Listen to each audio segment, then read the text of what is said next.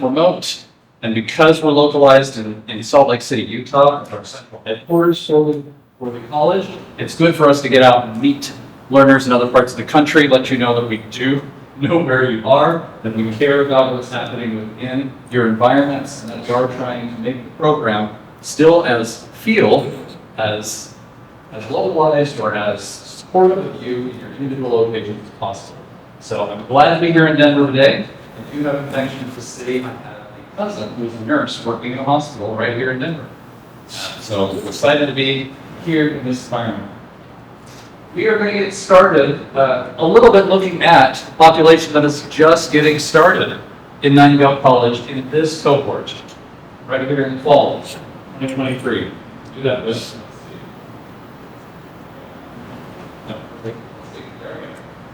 You guys are coming from all over the country. You can see the blue is everywhere people are coming from. Darker blue, the more people are coming from that area. So you can see we do have more people coming from the Mountain West and West. You can see we are nationwide. We only have three states that look like they're holdouts right now. You can see Indiana, Connecticut, and New Hampshire are the only three states that look like we got no new learners starting this semester. We have people from all over the country, coast to coast, Alaska, Hawaii. So we're excited to welcome a very large group. This may be, in fact, the largest cohort starting in Nightingale's history. We are now at over 4,300 in the institution nationwide. So some of the breakdown of this fall group here too. You can see the age groups in here. We have it going just between two major brackets. What would be considered the traditional college age in kind of standard, what they would call the normalized learner. That would be under 24, and then those over 24. You can see the vast majority of our learner population is over 24. And that implies a lot with this group. A lot more life experience, a lot more potential challenges, as you're often juggling family or work commitments or other things while you're trying to go to school at the same time. Yeah, a lot of other things could be implied in just age. Also race, white versus non-white, kind of broken down the profession. The reason they're broken into those two categories is that traditionally nursing has been dominated as a white profession. You can draw this all the way back, centuries, generations, some of that. But National Institute of Health, National Association of Hospitals, etc., have all said that if you want to improve health outcomes in this country, those providing the care must reflect those receiving the care. That when that reflection happens, health outcomes increase and improve. Well, if we look at the demographics of the United States, white is not the future. Right? It is more diverse than not at this point. So we're also looking ahead at the future, and the reason it's broken down this way is also to imply that we're looking ahead, and we're also supportive of diverse populations coming in to reflect the diversity of the nation as it continues to diversify. So we're excited by this metric in the context of how health outcomes can improve in time across all groups in America. We also have those who are Pell recipient or not. That implies to receive Pell usually implies that there's some potential financial hardship as defined by the Department of Ed, and so there's additional funding available. So recognizing that there are some potential hardships that people are dealing with financially, which means there are lots of other commitments that you're dealing with as well, is reflected in that number. And also the income bracket there. 57% of the current incoming class, according to what has been disclosed in federal financial aid documents, are earning less than about, less than $50,000 a year. That's very challenging, considering some of the other statistics that we have on there. You recognize that means usually family, usually other people that you're supporting in your household, usually a lot of other commitments. So we recognize that the population coming in, you got a lot going on. You have a lot happening in your life. You're responsible for a lot.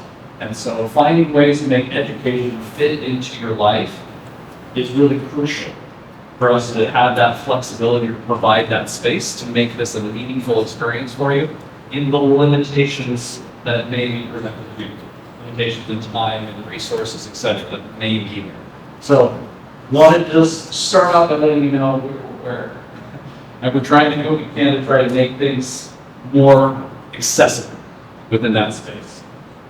A couple other statistics here. First generation, meaning those who have are the first in their families to get a college degree, as they've disclosed. Majority of our population is that. 52% coming in are the first in their family. And I applaud all of you who are coming for an education. It can have generational impacts. And I'm excited for what this can have for you and your families going forward in making the choice to get this additional education. I was the first generation. We also have first-time, full-time. That implies that they don't have any college experience in the background, meaning they're coming to us with no prior college experience. You can see that the population is only 7%. So that means that most of our population, the vast majority of you have started the journey. Some of you have been successful in reaching an earlier level degree, and you're for BSN or an ASN or something of that nature. But it also implies that some of you have started and not necessarily been able to complete. And that is something we want to help you to achieve. To get all the way through your journey, however that looks to you. And also learn from children, as mentioned before, recognizing that that poses some time as well as resource constraints, particularly if we look at some of the financial constraints that exist within the population as well. All right, and just another metric here that's looking at those of you who are coming from what would be considered urban environments versus suburban, micropolitan, etc. environments. You can see that metric is slightly shrinking in 2023. We have more people coming from metropolitan regions than not. About 11% of you are coming from what would be considered more rural or micropolitan or suburban environments outside of city boundaries. This is partly a byproduct of kind of good messaging has gone out as we get the word out about what Nightingale can do for individuals. A lot of that going into more populated centers. And so we recognize that it's partly a byproduct of where some of the word, the messaging has gone out from the university. But we're excited to have this other population starting with us. Also want to let you know kind of where we have clinical partners. Recognizing that we are coast to coast, you can see we don't have clinical partners in every single state. Hopefully you recall that the admissions advisors spoke to you about probably needs to travel. There are reasons for that. Part of that has to do with, as we have learners coming from all over the country who don't necessarily have partners in every place yet, we're putting you in regions or flying you into spaces that are close or nearby, not necessarily always right next to you. Also, do a caveat right here on this slide as well. You can see we have some states like Texas and California where we do have clinical partners. That means that we have people who are willing to allow us to do rotations. However, current state law does not permit us to do rotations in those states. So we're currently working on the legislative end and with partners in those spaces to help change that so that we can get people to be able to do rotations next to where they live. We already have partners lined up ready to help us. We just have some constraints we have to overcome in order to be able to do those rotations. So please recognize this is not necessarily a reflection of where you will do your rotations. It's merely a reflection of where we have partners ready to go. So just to give you a feel of where those spaces could be. We do try as hard as we can to try to keep you localized within a region. So that you're only traveling, you do have to travel within a state or two or a few states within that region away.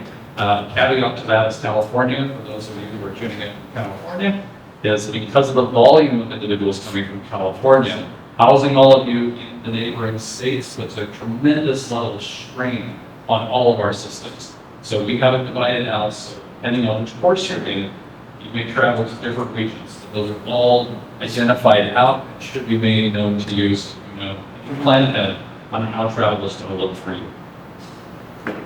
All right. That's the population coming in. That's just to give you a feel of how big we are, where we're coming from, the vastness of what is Nightingale at the moment. Then we want to talk about you, welcoming you into Nightingale, into our Nightingale community, and talking a little bit more about what this journey is going to look and feel like too. So, a couple of questions. Why are you here? What are you hoping to achieve? Why go through all of this? knowing the constraints, knowing the challenges, knowing the struggle that it may be. It's coming. Recognize that, I understand that. I've got several educational experiences in my past, it's never easy. Never easy. So why go through it? What is your anticipated end goal? I want to get some ideas from those who are in the room here. Those online, please go ahead and throw it into the chat. But what are you hoping to achieve? Why become a nurse? What's your end goal? What are you hoping to achieve? Anyone, please? Being able to help others in a way that you feel that you would want to be helped, or maybe your family member would want to be helped, and just making that difference within your community or whatever hospital or place you're going to be. Love that. So the comment was being able to help and support others in the way that you would want to be supported in that environment, both for your clients and their families during those times, to make impacts in their communities. Beautiful response. Other thoughts? Please. Just I come from a third world country, so bringing back healthcare how it should be. Is a lot of Americans don't understand how easy it is here to get healthcare. So my goal is to eventually be able to go back to either my country or a different country and bring my skills. I love that. So this is an empathetic response. This sort of come from a third world country and recognizes how easy it is to get healthcare here in America as opposed to in those other environments, and wants to be able to take the skilled practice of nursing that exists here back into those environments, whether back to the original country or other spaces that are also strained in the healthcare space. Love that. A wonderful empathetic response. Other thoughts? Taking care of people. I've had acts of where I am in my own position, so to be able to further that. Love it. Want to further current position and loves to work with the older population to help support them in their journey. Love that. Other thoughts? Exactly. A great stream. Go ahead, please. Trying to get a different mindset into healthcare management and kind of give folks a good reality dose of what we're putting up with on the nursing line and just in general.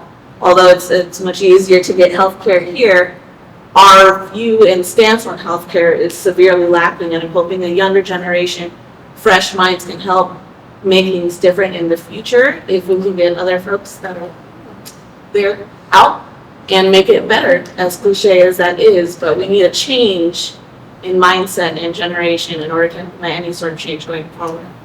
Good. Improving skills to make changes to the whole system itself, to the management side, to giving a dose of reality of what people are facing as floor providers with the clients in that space, and helping to make that change more broadly. Love that. Any other thoughts? One that is always thought and rarely expressed is cost of money.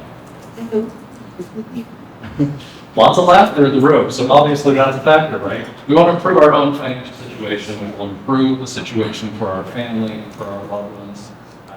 And honestly, healthcare is an economic driver to communities. So providing more access and more opportunity in even some of these rural communities that have low access now is an economic driver for the entire community. It helps create a lift to everyone in that space. So hopefully we can express the unexpressed here. There's also a financial impact statement that comes as a part of going into this field. That's great. That's great. There's no shame in that. We should want to improve our situation, improve the situation for our families and for our communities. There's no shame in that. Hopefully it's coupled with some of these other responses that are about improving the system and supporting those who are most vulnerable in our communities. But it's fine. Those financial motivations are real. I want everyone to kind of take a second to think about what is your why? Why are you going through this? What do you hope to achieve? When things get tough, and they will, undoubtedly, they will become challenging. Understanding and remembering your why did you choose to do this in the first place, is going to be crucial. We'll talk more about the why here in a moment, but I want you to start thinking about that now as we're going through this. Why are you here? What do you want to accomplish? Why is it so important that you're willing to spend the time, the money, your limited resources, which we all have limited resources, in engaging to become a nurse? We're going to take a look at this as your learner journey, and I'm going to take it in a bit of a nerdy framework. I'm sorry you have to deal with me. I'm a little nerdy. So we're going to go through this together, but I'll try to curb how much I want to go down this road and simplifying it. But we're going to couch it within a model that's called the hero's journey. So Joseph Campbell was a professor of mythology. He wrote what he called the hero's journey. Now this journey takes in mythology, storytelling, etc., legends and folklore from all cultures, all continents around the world, and he compiled that into a series of steps that nearly all of these maintain, have, embrace, engage with. Right? He had 17 steps to the hero's journey. I'm going to simplify my nerdiness to go down to 3 steps. So we're going to take this down to 3 major periods within this. If you can see in that inner circle in the black, we have separation, initiation, and return. And we're going to talk about those 3 phases in your learner journey as a way of trying to help to understand a little bit more about what we're going to anticipate here. Let's start with separation. The separation is a period that's sort of the early phase of that journey. And this is where you are in your current situation. It's the current world, the world as it exists. It's the current limitations, it's the current opportunities, it's what is. And in that current world, our hero hears the call. There's a call to action, there's a call to adventure, there's a call to some activity that pulls them out of what would be their ordinary world. So think of this, in pop culture terms, you can look at this as Luke Skywalker receives the message from Princess Leia. Help me, you're my only hope. Or you can take this to Frodo in the Shire, where he gets told about his journey with the ring, and he chooses to accept that journey. It pulls him out of his Shire, out of his comfort. They spend a lot of time talking about the comfort of that Shire before they move on. There are lots of other myths and legends we could go into that do this same kind of thing. Pop culture is probably the most successful. So, hearing the call, our hero has an opportunity to either accept that or reject it. Now, in these stories, inevitably they accept it, or else the story would be pretty boring. Right? The hero says, "Oh no, I'm fine in the Shire." And now we've lost 12 hours of cinematic history, right? It's no longer there because he stayed in the Shire. So, we have this hero who hears the call, they accept or reject. Once they accept or reject, there are typically several things that come into play. They need a mentor, or they have support systems that come in. There's help or engagement, there's aid that suddenly starts to appear to help the hero on their journey. Now, you can take this into the fellowship that comes in, you can take this into Luke, who ends up with Obi-Wan, or there are a series of other things that start to happen. Training occurs. There's all these new experiences that happen when he's been plucked out of his ordinary world and into this new environment. Now, he hasn't obviously reached the end goal. This is just that first phase, initiation, pulling out of the world. And I want to say, this is the space that this journey is on right now. This is the space where you're choosing to accept or reject the call. You're choosing to engage in this practice or not, and in fact, you have a little bit of time. We have what's called a drop period within all programs and systems for education. You have until next Friday at 5:01 p.m. to let us know whether you are going to go on this journey or not. In the meantime, everything that happens in these first 2 weeks is for you to just give it a try. Look at it, see it, decide if you're ready to take this journey. We encourage you to take a look at what resources are available. We have our learner support services that are there. We have advisors and counselors and faculty. Please kick the tires, so to speak. See what we can do to help support you in this journey. See if this is what we want to commit to. This is the time to truly accept or reject that call. I'm hoping you'll all accept it, because you've already started it here, but it's entirely your choice. Entirely your choice. If you want to start the journey now, if you decide now is not the right time, well, wait another semester or 2 semesters again, your choice. And once you start the journey, we want to help you be successful. We want to provide aid, we want to provide mentorship and support. We want to do those things that will help you be successful. But again, you decide how much you want to engage, you decide if now's the time for you. But we're in this phase. You're in the stage of deciding whether the journey is ours. Okay. Once we decide, again, you have until next Friday at 5:01 p.m. to address. I'm going to say that at least 2 or 3 times, just to make sure this is very clear. You get to make this choice. Once we get through that phase, we go into what is called the initiation. The initiation phase of the journey is leaving your known world. Meaning the minute you start this journey, things are going to shift. They are. Your time is going to shift. What resources are available is going to shift. What you may have been able to do for recreation may have to sacrifice a little so that you can focus in this space. They're trade-offs. But within this phase, of the initiation phase, you left the known world, and now you indicated that you're willing to grow and to change and to be something different.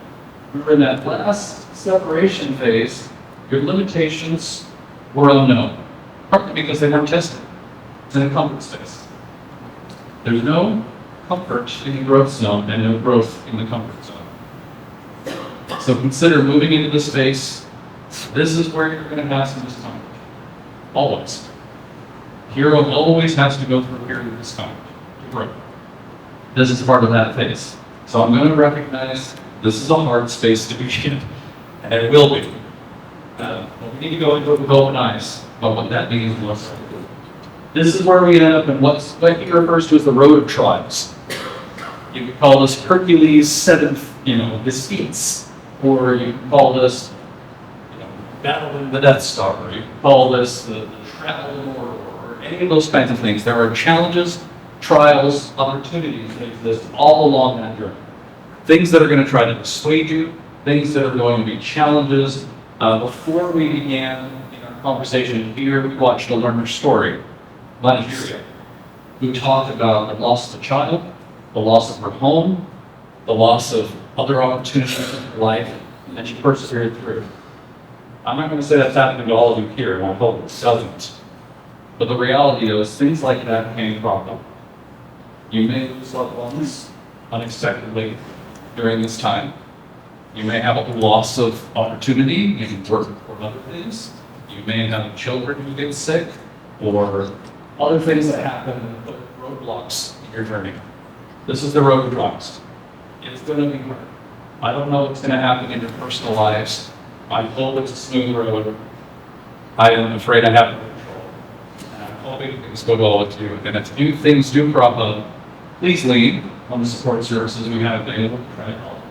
Lean on your support network. Find ways to carry through.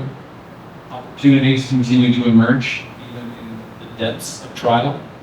So please carry on. If you started the journey, carry through. But in this space, you recognize it's going to be hard. There are some things that can crop up in this journey too that can shortchange your journey. Meaning you don't get the full weight or the opportunity of what's presented to you in it. For instance, cheating. The opportunity is available to you, but it's not the best option. The things that we talked about earlier, helping those who are most vulnerable in our older population, taking things back to third world countries or underserved populations in this country or elsewhere, being able to support or advocate for change across multiple different groups and administrative populations. You can't do that if you cheated your way through. You don't have the skill set to be effective in that space. So yes, I recognize some people feel that that's a good opportunity, but I'll also throw the offers on that. You may pass the class. Again, we put locks on doors to keep honest people honest, not to keep bad people out. Bad people who want it will find a way in. But honest people will see that and promise. Same thing in school. We put cheat protectors and supervision, etc., to keep honest people honest. Some people dedicated to getting through, may get through. But ultimately, I'll close with a thought. Should you get caught, what's the result? It may result in your loss of opportunity here. Is that worth it? That's a question for you.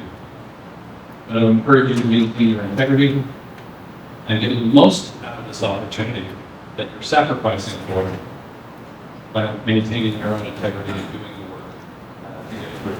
It's hard. It's hard.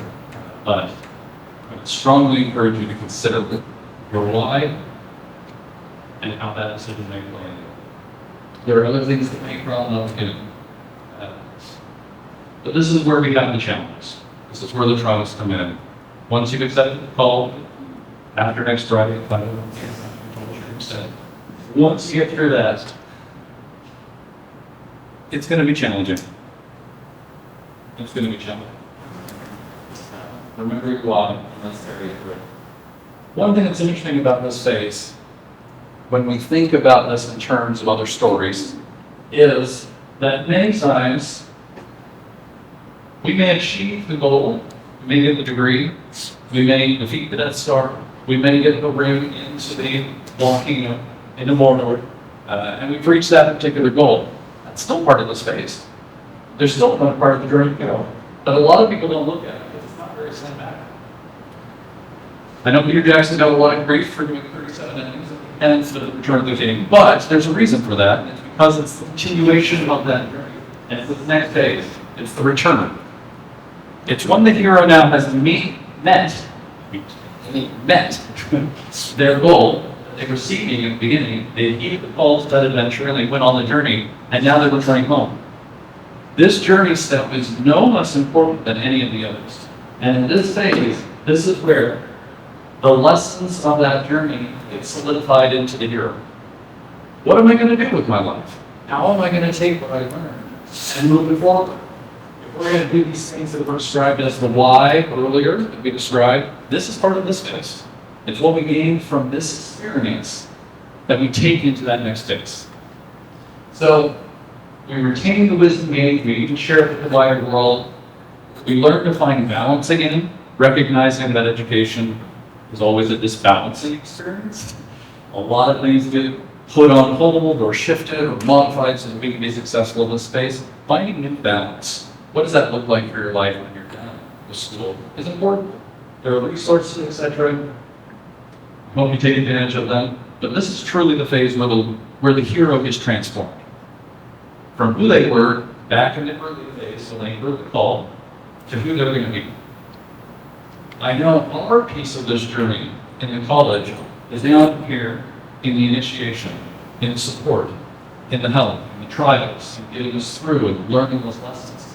How that's going to change you after this phase. So please, don't consider the minute you walk across that stage, you smile and shake hands and get at the end of your journey.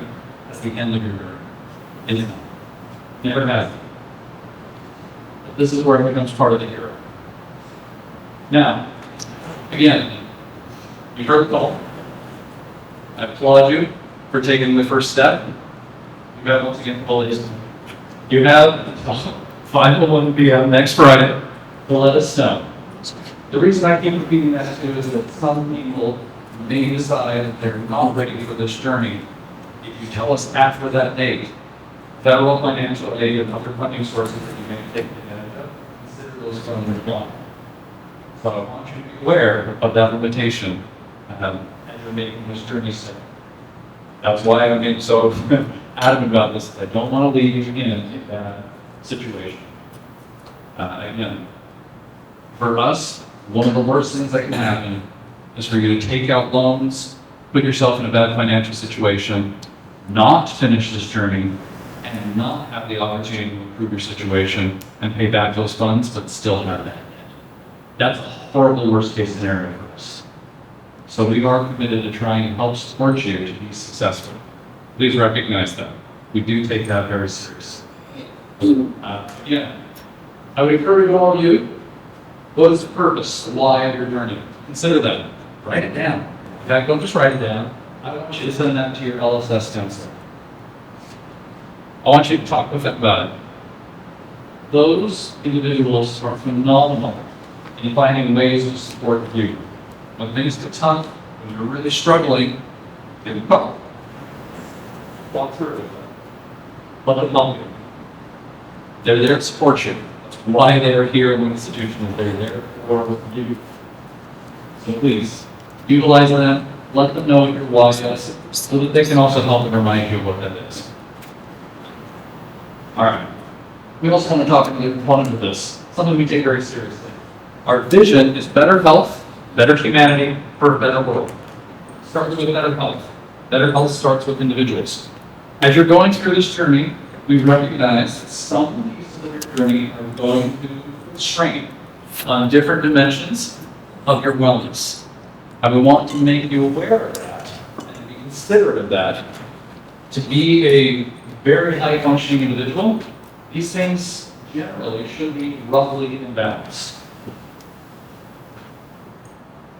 School put a little strain on that, right? We focus a lot on the intellectual dimension of your wellness, but there are lots of other dimensions.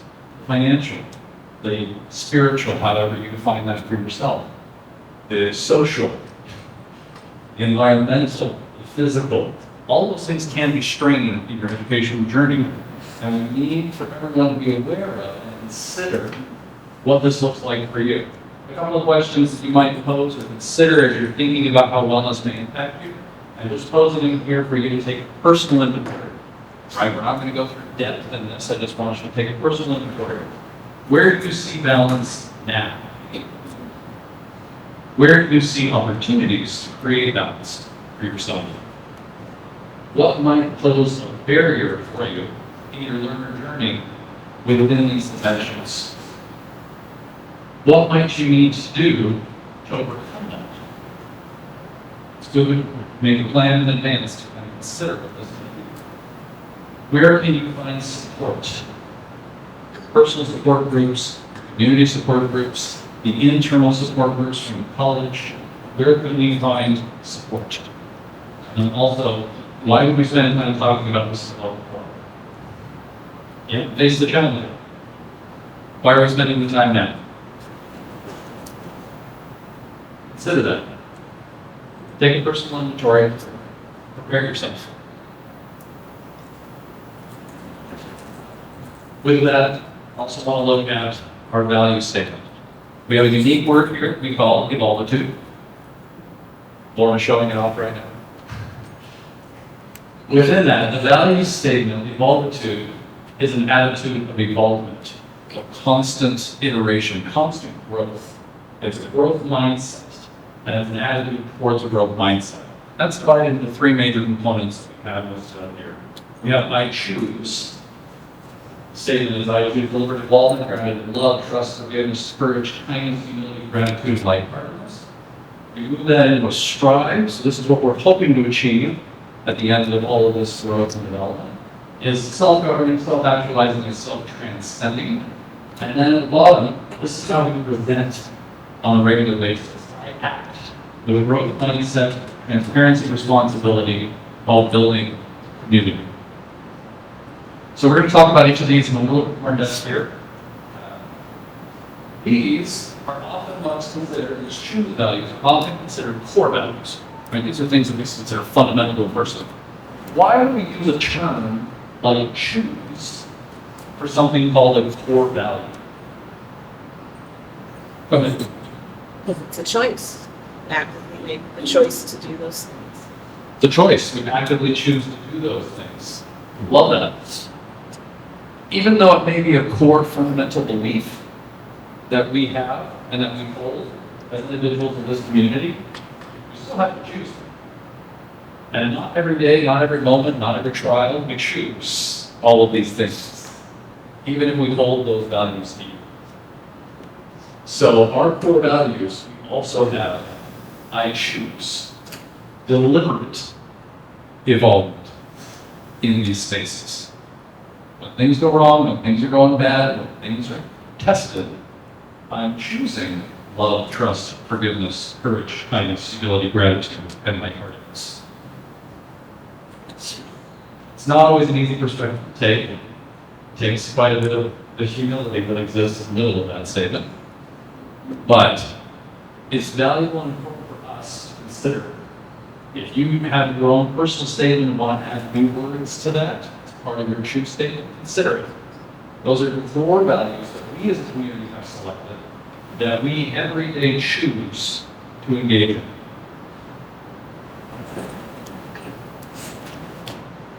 The second part is I strive. Now, why do we include strive values in a value statement? Most organizations just say, well, these are just our statements, things that we believe in. These are things that we're hoping to achieve instead of that. Why would we put that in the middle of the value statement? Seems a little counterintuitive. I just thought it was remind you that.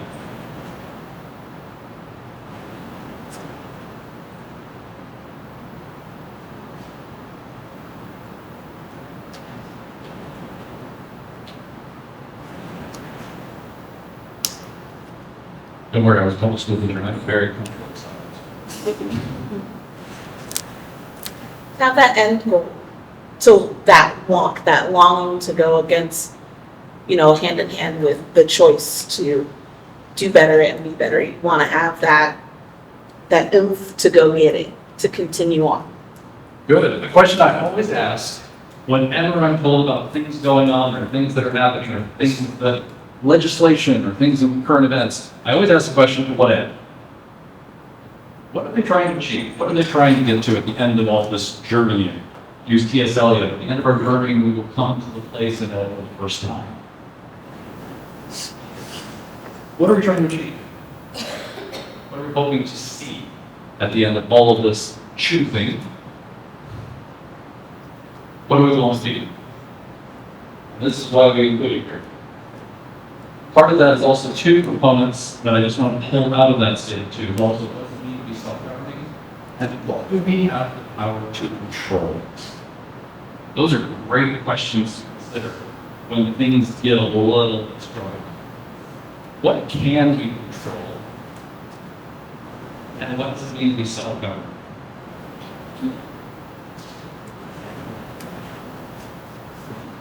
Last part of this is the gap statement. We choose those other components. So every day we have to make that choice to engage in those practices. How we want everyone to present every day showing up is how they act. Those choices that you make will influence your actions. We also recognize these are the presentation components of what that may look like. Growth mindset, transparency, responsibility, building community. So a couple questions to put in there. What's a growth mindset? What or who do we need to be transparent? What am I taking responsibility for? And what is my role in building a community?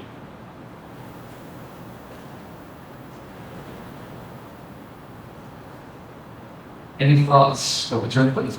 So at the hospital I work out, we actually have one orthopedic course now, not surgery.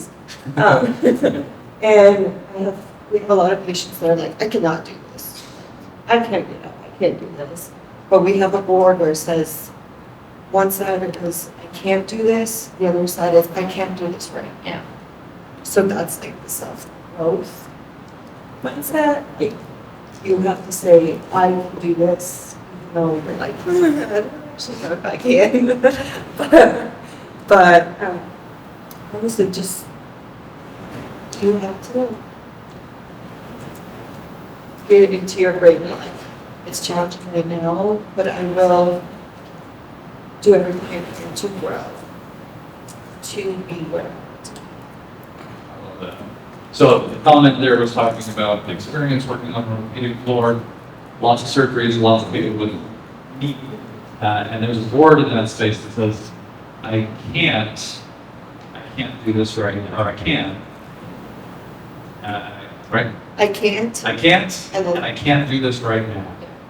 Maintaining that growth mindset of where are we stretching, where's the goal, what are we trying to achieve, maintaining that as we're continuing through, obviously the therapeutic component of getting past struggles that they're in.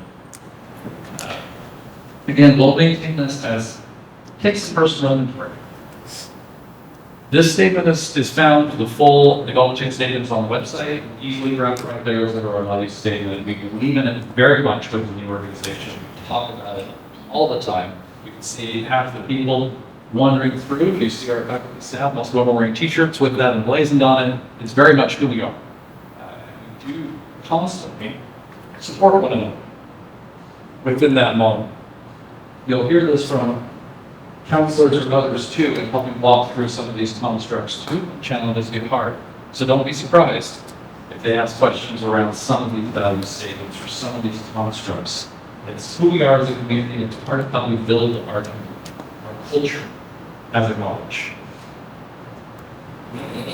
All right. We are getting into the end of the conversation here on some of the value statements, some of the frameworks, some of the things to be considered as you're starting your journey. I'm going to reiterate something. Does someone else want to say it for me? What when you let us know you're staying with us? Next Friday. At what time? 5:01. Okay. So by 5:01, we should know whether you decided to begin or not, right? Whether you decided to keep that call and start the journey or not. Yeah, I'm going to keep saying it. You need to make sure if you're committed, we're committed. That's what we commit to. You joined our community. We want you to be successful. We want to help you through these trials and opportunities. You're going to go on your own road of trials. That is the reality of the situation. So you keep emphasizing this 501 next Friday. Okay. Is this something only if you're deciding maybe you're not continuing to do action? Or if you're on the path, there's not, If you're staying with us, you don't need to do a thing. just the way you emphasize it so much, wanted to make sure that there wasn't another button saying, or No, counselor to talk to. no one can play no counselor to talk to. If you're staying with us, you're in. I just want to emphasize, if you are pulling that report, you're pulling the report. So there is something to do. If you're not, you're with us. You're in, you're moving on the journey. Just need to make sure that we're all familiar. Part of my job is also to make sure that you're committed to starting this journey today. And if you're not, just have a little time to make that decision. It's okay. But you have a deadline. And everyone needs to know your deadline. But if you're committed, you're in, you're in. Welcome. Today's the first step on that path. Just want to make sure anybody who's helping or sitting on the fence, think it through and make sure you're ready. With that, please, as you're making that decision, if you are somebody who's kind of waffling or sitting on the fence, and that 501 deadline is looming in the back of your mind, please figure out your why. Why are you here? What do you want to achieve? What is your ultimate goal? Again, if some of it's financial for you and your family, there's no shame in that. But figure out what it is. If it's helping others, supporting our own populations, supporting underserved or underrepresented populations, if it's advocacy and changing the system, all those are noble. That's great. But what is it for you? What is your why? Really consider it. And then ask them. Let your LSF know so that they can also help when things get real bad. They can also help remind you of what that why is. Help you on your journey. Part of that nurture, that support, that aid that comes on this journey, we want to help provide that for you. And to do that, we need to know from you what will help, what will support, what we need, and engage in that practice. I also encourage everyone, please take the time. Look at those 8 dimensions of wellness. They aren't posted, they're available, they're accessible. Please take that and do a personal inventory.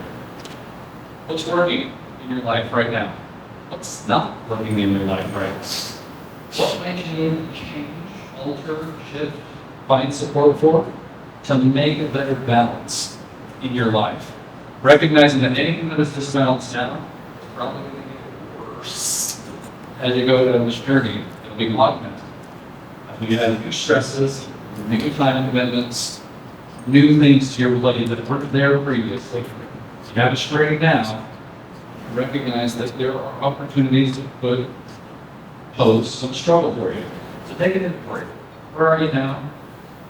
What do you need to modify, change, alter, support to make this a more meaningful engagement as you go down this journey? Start off with best as possible. And then also, I'm encouraging everyone to consider the value statement of volunteer. Commit, strive, and act. choose each day to live with the core values. Again, if you choose to add more to that statement that's meaningful for you, do so. But consider what your core is and what we as a community view as our core, and make some choices to engage in that practice. Look and strive. Consider what that could mean for you as an end goal. You need to add more to that statement too? Great. But consider what strive is, what our community strive is. And look at the add values. Always consider, how are you presenting? If we want to make change in the ways that we've discussed in these meaningful places for these populations, we also need to be considerate of how we act in those settings. Presentation that we bring to the table is not only our competence, it is how we choose to present ourselves with that confidence in the spaces that will allow us the entry to make those changes meaningful. So please consider, how are we acting? How are we presenting ourselves? To what end is this behavior going to get us to that why at the end of the day? And with that, we made the election. Cross the threshold. You're leading your ordinary life. You're leading what was. You are leading how things have been to this date. And you're engaging in a very different journey. There will be trials, there will be opportunities, there's mentorship, there's support, there's aid, there's a lot there, but the journey is yours. And the ultimate success of that journey is yours. But please take advantage of all the additional support, control, aid, all the things that are put in place to help make those trials and that road be a little bit smoother. But recognize it will be wrong. It will. Stop nature. Yeah, I'll say it again. There is no comfort in the growth zone, and there's no growth in the comfort zone. So note that we're going to take you from where you are today, from your ordinary world, to that next place. Start to become comfortable with this. That is what's required to grow into the next phase. Again, we'll do everything we can, try to help support you through. But discomfort is part of the process. So recognize and be prepared. With that, yeah, we have a great opportunity together. We are doing something that is extraordinary. This country has problems as well here. We all know. There's lack of opportunity, there's lack of access, there's lack of representation, there's lack of a lot of things. This is the group, as we continue to grow, nurses across this country, that will impact and change and sculpt the future of what healthcare needs to be. This is an opportunity to become part of that group that changes fundamentally the health outcomes of this nation. So we have an opportunity to support one another. As I said, I previously worked in a hospital system on the educational side. And in that space, I saw just how crucial the nurses and the nursing group can be in shifting all the metrics for a hospital system, for a community, for a wider state and nation when they're mobilized. There's an opportunity here. It will not just improve your lives, it will improve your communities and ultimately impact the nation and the world. Take this opportunity to become the best version of yourself. Whatever that looks like for you. No dictation, but what's the next best version of yourself? Become that. Take this opportunity of discomfort and struggle on this road of trials as you go through school, to learn lessons, to run up against barriers, to figure out what your potential is, and if you get to the other end of this journey, learn those lessons, incorporate those stories, make that time become your absolute best version so that we can make the changes necessary to improve the health outcomes of this nation, to serve the underserved, provide access and opportunity where they currently don't exist. That's what we're here to do. We're merely a service provider to get all of you to the space where we together collectively can make the change that we want to see in this world. And with that, thank you everyone for beginning this journey. Welcome to Nightingale College. I applaud you for taking the first step across that threshold. And I hope that we have a phenomenal period of time together in helping, shaping, growing, changing together as we go through this time in your educational journey. Thank you everyone online for taking the time this morning, for being with us. There are, I'm sure, some questions and things that have cropped up in the chat. Hopefully some of those have been answered. You have We are making it online for 30 minutes for Q&A. Okay. Virtual and non-virtual, so Okay. All right, as before, we're going to stay online together here for a few more minutes, and we'll do some questions and answers. So if there are questions in the room, since I'm here with you, I'm happy to try to answer what your questions are. If you're online and you want to ask those questions too, I know we have several individuals from those support services, from other spaces within the college who hopefully can help answer some of those questions. In the room here, Brianna, if anything crops up that you think I need to respond to in the chat, I'll make please chime in. But we just want to open up a little bit of time to see if there's anything brewing, burning, that we can try to help support you with, so that this first step across the threshold isn't tricky. Please. I know we're just beginning. Yep. The prom graduation, I know I'm in a really different program. Yep. Are we actually going to have an in-person graduation or? Wonderful question. So the question is about graduation. Love goal setting. We're seeing the end posts. Let's all get there together. The question was, are we going to have a live in-person space?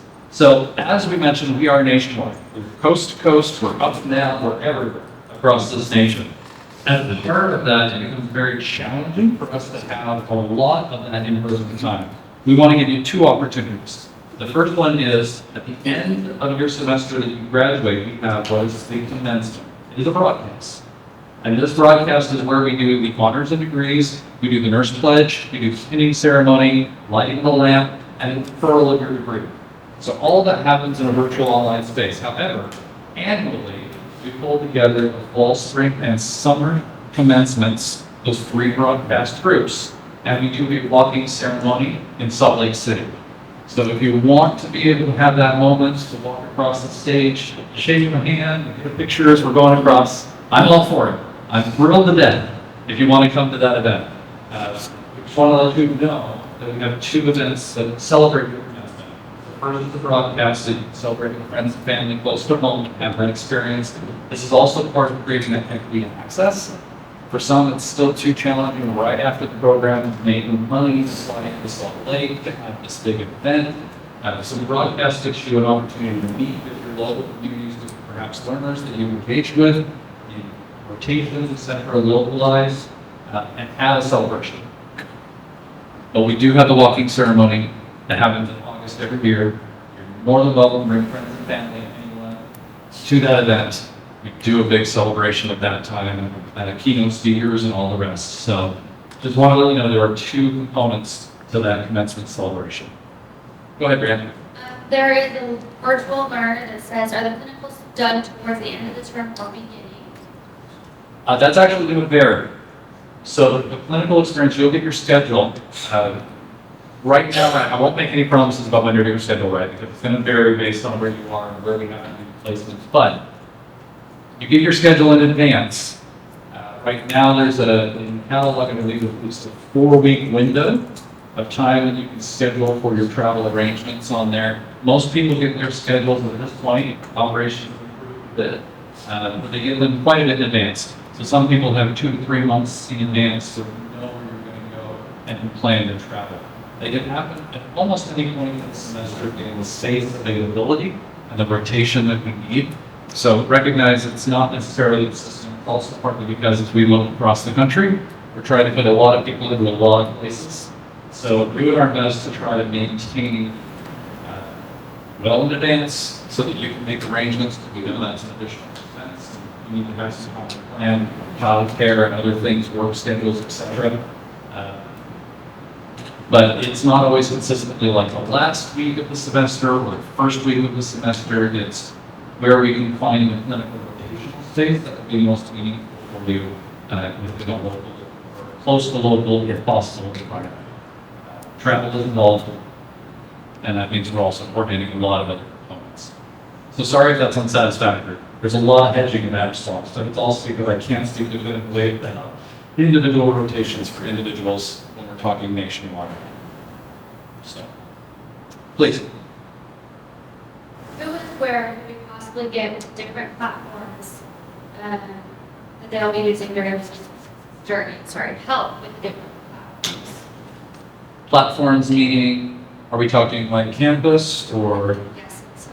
Okay. There are several places we do have learner support in tech. So if you're having problems with the system not working appropriately, there are contacts within the system that you can reach out to, try to fix the technical glitch, the technology that just happened. So we do have services to help you with that.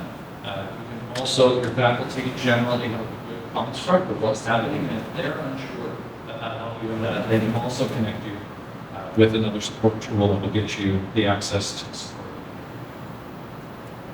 Sorry, is that not helpful? Okay. Within the app too, you can download the app for the space that has support contacts within there, and that also includes your support tenant. So I would recommend downloading the app just because of the ease of finding information in some of those spaces. Just a suggestion. Please. If anyone else in the room has questions, we can interrupt. We can Yeah. take turns. I live in Las Vegas. Do you know if we do clinicals at the local hospital, that this is skilled nursing facilities? Variety. We have a variety of facilities in the Las Vegas area. Again, I can't guarantee you that we'll be rotating in Las Vegas either. So I will also hedge the comment in that way. But we do have both hospital and clinical skilled nursing facilities in Las Vegas. But again, I can't guarantee or make a statement that you will be rotating in those particularly, or you may be traveling into Colorado or Utah or other neighboring environments to do clinical rotations given space availability and needs in that particular system. Sorry, you can see I'm bent a lot. It's okay. We're gonna be fine. Please. If we have to travel for our clinicals, do we have to pay for travel expenses? Yes, so the travel is at an additional expense. There are several things that we have that can help with that expense. We have some travel coordinators that can help to try to find good rates or box rates for finding what we have in airlines trying to get the discount rates. Sometimes because we can book multiple people at the same time, we can get discount rates doing both. So there are opportunities that we can try to help support you with some of that. But it is listed in the catalog. Hopefully admissions informed that there would be an additional expense through that. Look, please take advantage of what we can try to do, try to get you the best thing possible, making that your own. We are working on some opportunities that are not quite ready yet with some of our partners and with some of our groups that we try to provide potential housing in the future for these rotations and to make it a lot less expensive. It's not fully formed yet, but please recognize we're doing everything we can to try to figure out ways to reduce, the burden. And that's not insignificant. So we're trying to figure out ways, and we'll continue to push out new notifications to get new opportunities to make it less expensive for you. That's all the way we try to keep it within your geographical region. Sometimes it's easier if you can drive or within driving distance rather than fly. We recognize that too. Have other learners who are also in that rotation space at your own volition and carpooling can also reduce some of that expense. We'll continue to try to provide what we can and provide some additional information to try to reduce that expense. That's the next question. Other questions? There was another one. What happens if we can't make it in our local facility? The question, but I'm adding clinical portion. So it looks in kind of the whole array of specific goals. So if we can't make it, Can't make it. okay. Before the semester, where you do your first rotations, there's an opportunity for you to file a schedule deviation form. This allows you to say a non-negotiable. If you know you're going in for surgery, if you know that there's a wedding, if you know that there's, you're giving birth, which does come up, those things are knowns before the semester begins. We encourage you to fill out that form. And that form should allow us to then try to work around what your non-negotiables are in trying to make sure that your schedule is manageable or can be put into what will be workable for you. If you don't fill out that form, we don't really have an idea of where your limitations could be. So when we're scheduling you, wherever we have rotation space that comes up in that semester that is meaningful for your experience. If you can't make that experience for whatever reason, say that or something like that, those things are unknowns, right? They crop up in the middle of other experiences. There are some opportunities if you inform us in advance where we can try to reschedule it. Now, granted, it's not just because, I don't want to do that rotation, is generally we take into account. Again, you're coordinating thousands of people across the country. It's really challenging to say, well, one learner will fly out here, it's going to rotationally in that space. So we do take it seriously what we can count as an exception or a modification. But we do try as best we can to take those unexpected experiences into account to try to get you into rotation. If it turns out we're unable to reschedule you in the semester, meaning within that 16-week period that we call our semester, we try to get you in within the first 2 weeks of the semester. That's within the IR period, a remediation period, so that we can try to get that completed, that requirement of the course, and allow you to continue on that in your program. But that's kind of a last case, last stage scenario to try to support you, so that we don't create barriers that extend your graduation. Right? We're trying to keep you with that. So I'd say if you know something's coming up in your rotational space, if you know that's already coming up down the line, it's pre-planned, it's pre-coordinated, it's extenuating, fill out your schedule deviation form, and we'll try to honor that as much as humanly possible in the scheduling of your DFCs. And then we will try to work with you as much as we can for the emergencies that would crop up during your scheduled time. But again, we can't accommodate for everything. It's just the reality of it. But please be kind to our schedulers. Please be kind to our schedulers. They carry a heavy burden and trying to make sure that all of your experiences are meaningful, coordinating lots of people from lots of places. And I'll just throw something out there, the complication of what scheduling looks like. Scheduled facilities, we're at the invitation of other facilities. That also means that they have orientations, they have requirements, due to state, they may have different credentialing requirements. If you're coming from a state and going to another one, you may not be able to go to that state because your credentialing doesn't meet that institution's credentialing requirement for being in their facility. So when they're coordinating people around, they have to look at the facility space, the orientation space, the credentialing space, and then also the travel of what's required in there. So there's what I've had it referred to, and I believe that because I also tried to look into this deeply, is it's a 37-sided Rubik's Cube, 37 on one side, Rubik's Cube, that's fighting back, trying to coordinate all these moving parts. So again, we're not insensitive to individual needs, but it's very complex. So please be kind to our schedulers. Please. So if you live within your SOFI region and you don't have to travel, how many times are clinicals per week? Is it like twice a week or?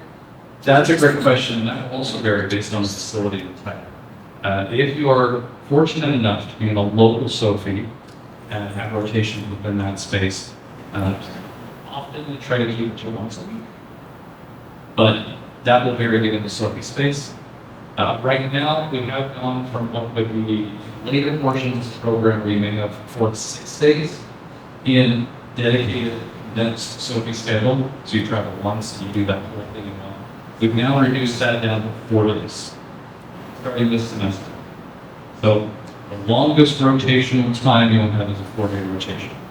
Other than that, you have other things that you can do within your local space. They're called applied field experience. And those will allow you to do some of that kind of time closer to home in other opportunities. So we are, again, really trying to reduce the burden of travel. We know how expensive that is, and trying to take the time away from family. There's a lot of times in the rotation, when there were 6 days, you could only do a 3-day pause and then another 3-day. That meant you had to be gone for almost a week, almost 2 weeks to do that rotation, given the rotational schedule of the facility. So again, shortening down to 4 days usually means about a week. Is about the length of time that you would need to be gone in order to do a condensed rotation. And the rest of the time you can do either the virtual or get like build experiences to try to make up those additional experiences. Lauren, did you want to add anything to that since you do rotations? No, you hit it on the head. You know, most of them, the local ones, we try to do one per week, and then the remote ones, we get pause in between, 2 days on, a break, 2 days off. Which as facilitators love too, and so we appreciate that as well. So, yeah, and we continually look for ways to improve that. Partnerships team go hand in hand with that. Yeah, it's a great process. Thank you, Lauren. Please. I just have a kind of a follow-up question on what we were talking about. Yeah. Would that be, we're talking more like major life events that are pre-planned, would that be where like if you had a set schedule for work, put that on there and then hopefully then be able to work around it, or? You can, if you have some significant, a lot of those schedules will work with you. We're going to start also helping support within the work schedule and communicating with your employers about them for rotation, to try to help support you. It's a little easier when the institution is also reaching out. Trying to help. So we're trying to build up some capacity to do some of that support outreach for learners. If you have some non-negotiables within your employment, you can put those on the form, and we'll take those into account. And as much as we possibly can, we'll work around that. Just giving, let's say, we may have to help support in figuring out a change in schedule with your employer to try and help make that possible. Yeah. Yeah. So it's okay. It's that teacher out there, he's doing it, right? Other questions? I know they say that, like, we live locally, so we have a local area here. And they look at maybe neighboring states to like, if they needed an overflow for someone, like, if you, like, I have family that lives in outdoor regions in 2 of our school areas. Is that, I know they say you go where you go and they are very adamant at the beginning. But is that okay to say, you know, hey, I have family that live by this one that's not in my region that actually could be cheaper for me as a learner because I have family, like I could like have family support there. Is that something that, no?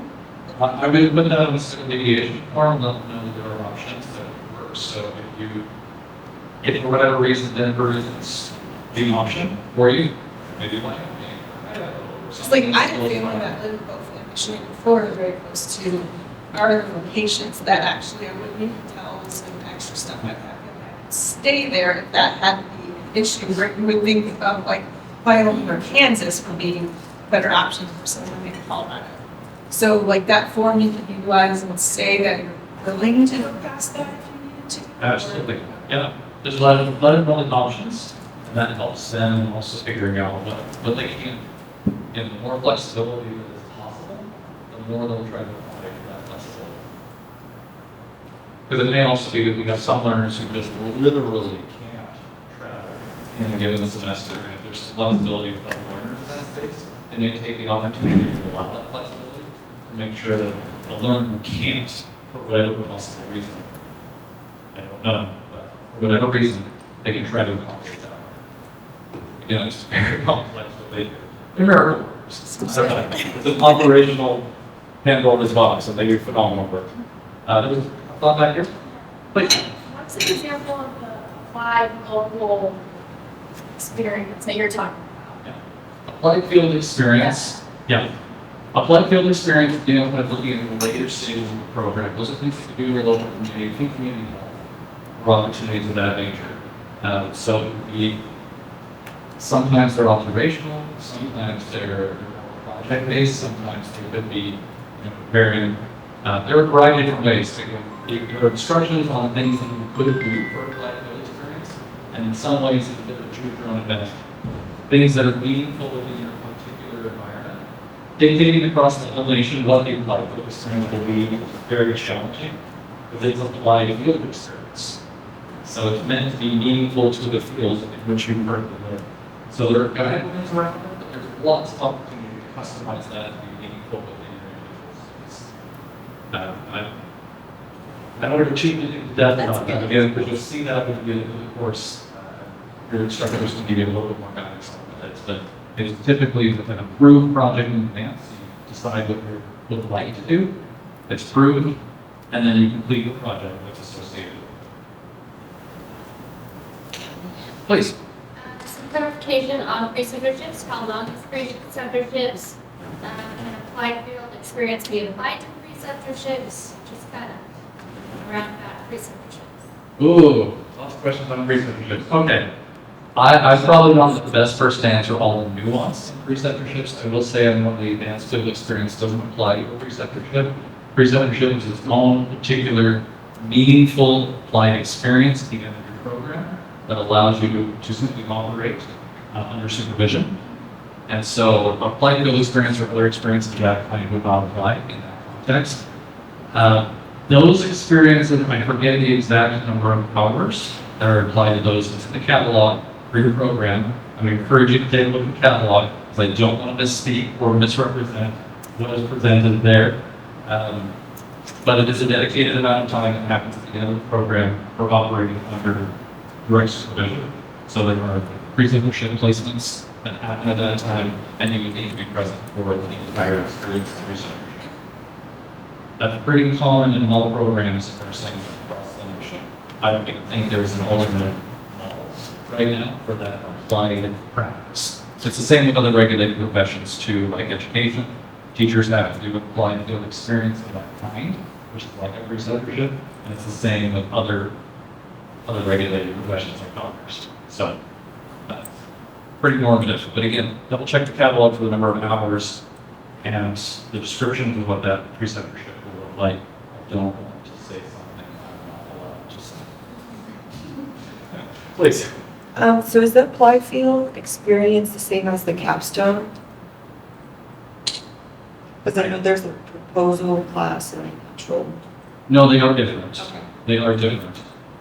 The applied field experience is specific to your clinical experience, what we traditionally refer as clinical. It's a category within your clinical, and it's all catalog as well. So there are different categories: applied field experience, BCBC, virtual face-to-face clients. You also have the EFCs, which is direct focused care.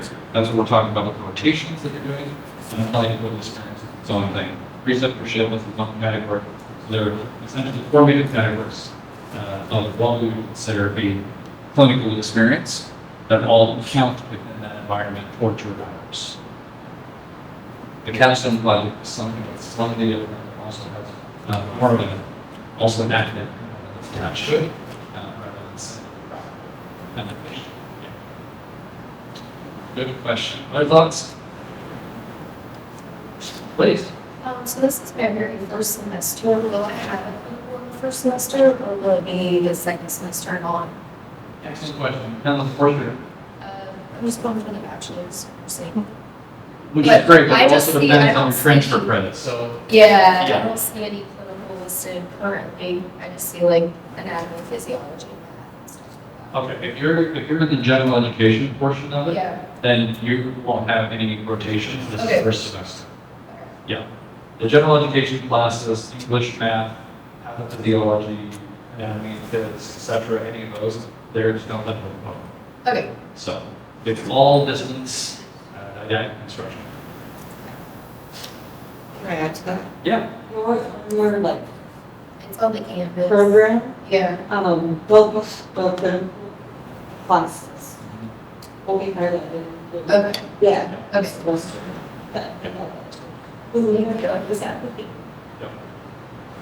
Every addition. If you are coming in advanced placement, LPNs, et cetera, you're further along in the program, you may have a clinical rotation in your first semester, but it depends on where you're at when it comes to credits. So I would double check You can also look for the list that will also identify direct illness care if you are in rotation. Just start checking Canvas, the next system for enrollment. It should be posted, and of course, they're also listed within the catalog. If you look at your individual course catalog, it will identify whether it has a DOC component. Other questions? We're almost ramped up, ready to go. Super excited. Please. One more. Yep. Only one so far. If I move to another city, but the city has a Sophie site, who would they need to contact? Excellent question. So anytime you move, you will need to reach out to the registrar to update your address. This is pretty crucial when it comes to figuring out credentialing and scheduling, because we need to understand where you're coming from. It's different states, different facilities, and different requirements. So we need to make sure that we are staying up to date with the credentialing requirements of an individual group or area. But it also helps us when we're talking about like your boxes. So within your courses, they have kits, learning kits that get sent out and provide all the necessary materials so you can do skills videos and things of that nature. Those skill kit boxes need to go to your home address. So if you move, do not forget to update us where you've gone. There will be likely an additional cost for shipping a replacement box if we don't know where you've gone.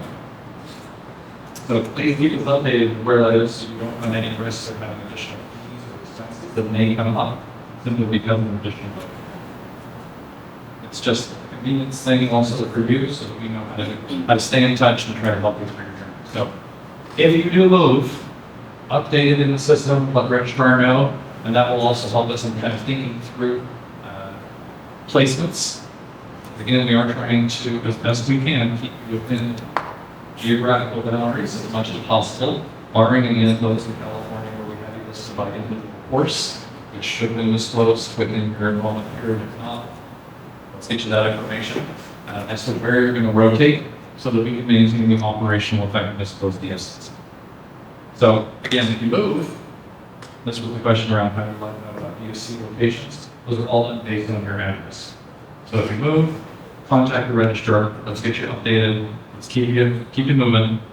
Then we won't run risk. Any additional questions for you? We should look at That's it. all that I have so far. Anyone else in the room? Any other questions? You're just ready to roll.